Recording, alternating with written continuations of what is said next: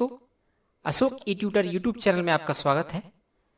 आज की इस वीडियो में सीखने जा रहे हैं ओम लॉ के बारे में। वैसे ओम लॉ को सभी जानते ही हैं और यदि किसी से पूछा जाए कि ओम लॉ क्या होता है तो शॉर्ट में हम आंसर दे देते हैं कि ओम लॉ होता है V=IR।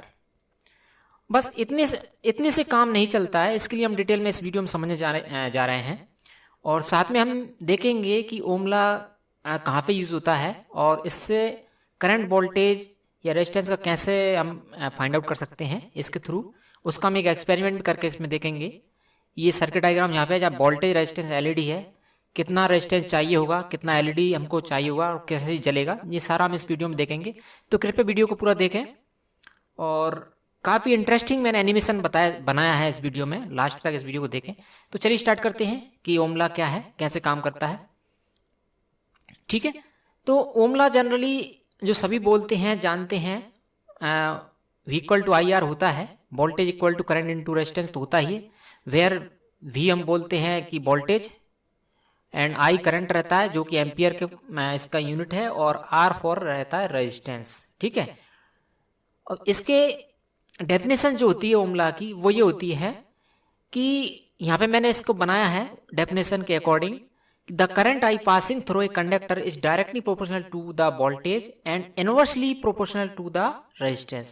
ठीक है, डायरेक्ट प्रोपोर्शनल होता है वोल्टेज के और इनवर्सली प्रोपोर्शनल होता है किसके, रेजिस्टेंस के। तो हमारा ओम लॉ ये बन जाता है I=V/R। ठीक है, तो ये इसकी डेफिनेशन हो जाती है। कोई यदि आपसे पूछे कि ओम लॉ की डेफिनेशन क्या होती है तो आप डायरेक्ट बोल सकते हैं कि I= या I proportional to voltage and inversely proportional to resistance. ठीक है, ये इसकी डेफिनेशन होती है। अब इसके दो तीन फॉर्म में इसको हम कन्वर्ट कर सकते हैं। ओम लॉ से हम I कैलकुलेट कर सकते हैं, V कैलकुलेट कर सकते हैं, R कैलकुलेट कर सकते हैं। इन सभी को हम सेपरेट सेपरेट कैलकुलेट कर सकते हैं। इसलिए इसके तीन वर्जन प्रोड्यूस होते हैं ओम लॉ का। पहला हम देख चुके हैं V=IR होता है, सब जानते हैं। इससे हम करंट निकालेंगे तो क्या होगा, V/R। ये सेकंड वर्जन इसका निकल के आता है। और थर्ड यदि हम R फाइंड आउट करेंगे तो V अपॉन हो जाता I। तो ओम लॉ क्या है, यदि हमको करंट या वोल्टेज या रेजिस्टेंस में कोई भी दो चीज़ यदि हमको पता है या ज्ञात है तो हम थर्ड जो इसका पार्ट है उसको हम फाइंड आउट कर सकते हैं विद द हेल्प ऑफ क्या, ओम लॉ। ठीक है, तो ये तो ओम लॉ होता है। ठीक है, अब हम इसको समझते हैं एक एग्जाम्पल के थ्रू। बैटरी है, ये 9 वोल्ट बैटरी है और एक एलईडी है। इसका कनेक्शन करना है हमको ओम लॉ के थ्रू। ठीक है, अब क्या है देखें हम यहाँ पे कि एलईडी जो है हमारी वो यहाँ पे क्या है 2 वोल्ट और 20 मिली एम्प्स की एलईडी है और बैटरी है 9 वोल्ट की। ठीक है, LED different voltage and amps में एम्पियर में उपलब्ध रहती है रेंज में। तो यहाँ पे मैं यूज़ कर रहा हूँ 2 वोल्ट एंड 20 मिली एम्प्स की। अब ये जनरली एलईडी जो है 1.3 volt and 1.5 volt 10 milli amps में भी होती हैं, लेकिन ये है। अब 9 वोल्ट से डायरेक्ट कैसे कनेक्ट करेंगे वो हम देखें इसमें। ठीक है, पहली बात हम एलईडी के बारे में थोड़ा सा समझ लेते हैं कि एलईडी होता क्या है, कैसे जनरली कैसे दिखता है, ये उसका कैसे प्लस माइनस का आइडेंटिफाई करते हैं। तो एलईडी क्या रहता है, इसमें दो टर्मिनल रहते हैं, एक एनोड और कैथोड।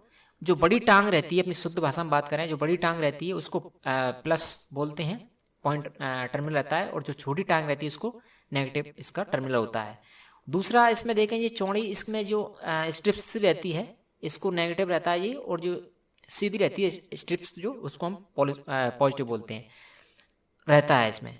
और देखें इसमें एलईडी के बारे में समझें कि इस टाइप दिखती है। यदि इसको ऊपर से देखें हम किसको, एलईडी को, इसका टॉप व्यू देखते हैं तो इस टाइप से नज़र आती है ये। तो ये छोटा जो डैश हमें नज़र आता है इस टाइप का, ये रहता है प्लस का, और जो बड़ा लॉन्ग डैश रहता है वो रहता है नेगेटिव पॉइंट। ठीक है, और नेगेटिव हम बोलते हैं इसमें कैथोड और प्लस को बोलते हैं एनोड। ठीक है, ये इसका एलईडी का सिंबल होता है जिसमें एनोड ये, कैथोड ये, कहने का मतलब ये इसका पॉजिटिव टर्मिनल रहता है और ये इसका नेगेटिव रहता है। हमेशा पॉजिटिव को बैटरी के पॉजिटिव से जोड़ा जाता है। यदि नेगेटिव जोड़ दिया और पॉजिटिव नेगेटिव यदि इंटरचेंज कर दिया तो एलईडी हमारी उड़ जाती है, फूट जाती है। ठीक है, तो हमेशा ध्यान रखें इसकी पहचान के दो ही तरीके हैं। आप डायरेक्ट एलईडी मार्केट में लेंगे तो आपको यदि कुछ पता नहीं है तो आप डायरेक्ट जो इसका बड़ा टर्मिनल रहता है वो हमेशा क्या रहता है, प्लस रहता है हमेशा, और छोटा वाला टर्मिनल रहता है, टांग रहती है इसकी, वो नेगेटिव रहती है। ठीक है। तो इस तरह से हम एलईडी जो है इसका आइडेंटिफाई कर सकते हैं। अब हम देख लेते हैं इसका कनेक्शन कैसे करेंगे एलईडी का 9 वोल्ट बैटरी से, और जलाना भी है, एलईडी हमारी फूटना नहीं चाहिए। तो सबसे पहले हम क्या करेंगे, ये हमने एक स्विच के थ्रू इसके बैटरी के 9 वोल्ट बैटरी मेरे पास जो है इसका हमने प्लस टर्मिनल एक स्विच के थ्रू हमने प्लस टर्मिनल से कनेक्ट कर दिया। ठीक है, ये हमारा। अब क्या करना है, नेगेटिव टर्मिनल कनेक्ट कर देते हैं। तो ये हमने नेगेटिव कनेक्ट कर दिया। अब यहाँ पे क्या होगा, आप देख सकते हैं कि जो एलईडी है वो 2 वोल्ट की है, जो कि 20 एम्पियर करंट पे ऑपरेट होगी, जबकि यहाँ से हम इसको क्या कर रहे हैं 9 वोल्ट एनर्जी देंगे, बैटरी लगाइए। अब 9 वोल्ट यदि जाएगा 2 वोल्ट में तो बैटरी तो ये एलईडी तो फूट ही जाना है निश्चित है। तो जैसे ही हम यहाँ पे स्विच ऑन करेंगे, स्विच ऑन किया, देखो बैटरी एलईडी जो फूट गई यहाँ से। ठीक है, क्यों?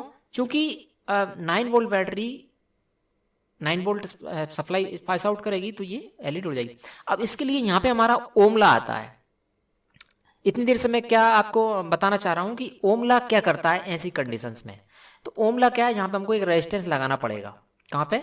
इस जगह पे जो हमारा प्लस टर्मिनल है, इसमें भी एक रेजिस्टेंस लाना पड़ेगा।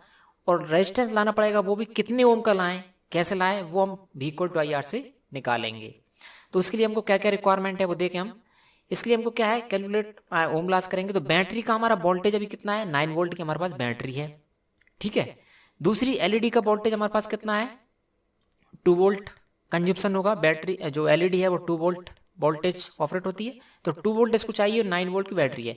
तो दोनों का डिफरेंस निकालें तो कितना आएगा हमारा, 9 - 2 मतलब 7 वोल्ट हमारे पास वोल्टेज ज़्यादा है। इसको क्या करना है, खत्म कराना है, ड्रॉप कराना है। अब रेजिस्टेंस क्या करता है, ड्रॉप करता है, तो इस कारण हमको रेजिस्टेंस लगाना पड़ेगा। अब कितने ओम का लगाना वो हम देखेंगे। दूसरी बात, हमारे पास गिवन एलईडी करंट कितनी है, 20 मिलीएम्स। 20 मिलीएम्स। अब 20 मिलीएम्स को हम कन्वर्ट करेंगे एम्स में, एम्पियर में, तो मिली मीन्स 10⁻³ से क्या करेंगे, इसको डिवाइड कर देते हैं, तो हमारा 0.02 एम्पियर की हमारे पास करंट हो जाती है। तो हमारे पास क्या क्या है, करंट है, और हमारे पास क्या वोल्टेज भी है। हमें क्या चाहिए, आर चाहिए। तो हमारा आर निकालने के लिए ओम लॉ का वर्जन क्या है, नियम क्या है, आर इक्वल टू होता है V/I, या यूं कहें V इक्वल टू होता है हमारा क्या, IR। अब IR फाइंड आउट करना है, तो V हमारा क्या जाता है, यहाँ पे जाता है V/I। तो देखो, तो आर कितना हमारा, आर ड्रॉप हमें कितना कराना भाई, 7 वोल्ट, तो 7 वोल्ट आर हमारा आ गया। डिवाइड बाई करंट कितना है 0.0, हमने डिवाइड कर दिया। तो इससे डिवाइड करेंगे तो ये कितना आ जाएगा हमारा, 350 आता है। ठीक है, आप कैलकुलेटर कर लें, 350 ये निकल के आता है। तो 350 ओम का रेजिस्टेंस हमको क्या करना पड़ेगी, यहाँ पे लगाना पड़ेगी। तो क्या करेगा वो, 7 वोल्ट जो वोल्टेज एक्स्ट्रा बन रहा है उसको वो क्या कर देगा, ड्रॉप कर देगा, और 2 वोल्ट ही पास आउट करेगा, तो हमारी एलईडी जल जाएगी। ठीक है ना, ये फूटेगी नहीं इस बार जब हम इसको यहाँ पे रेजिस्टेंस लगा देंगे। तो ये हमने रेजिस्टेंस लगा दिया। ठीक है, आप देख सकते हैं सर्किट में मैंने क्या किया, 350 ओम का एक रेजिस्टेंस लगा दिया। अब 350 ओम का रेजिस्टेंस कहाँ से लाएं, सबसे बड़ा क्वेश्चन। उसके लिए मैंने इससे पहले वाली वीडियो में आपको बताया, कलर कोडिंग के बारे में बताया कि आप कलर कोडिंग देख के नहीं रेजिस्टेंस को फाइंड आउट कर सकते हैं। और दूसरा, मल्टीमीटर से आप चेक कर सकते हैं। ठीक है, तो इससे हम 350 का ओम का रेजिस्टेंस निकाल लेंगे। दूसरा, रेजिस्टेंस के अंदर प्लस माइनस का कोई लफड़ा नहीं रहता, इसमें कैसे ही कनेक्ट कर सकते हैं इसको। ठीक है, तो ये मैंने क्या किया, 350 ओम का रेजिस्टेंस किसमें, प्लस टर्मिनल में, और जो एलईडी है उसके पॉजिटिव टर्मिनल के बीच में हमने क्या कर दिया, एक रेजिस्टेंस लगा दिया 350 ओम का।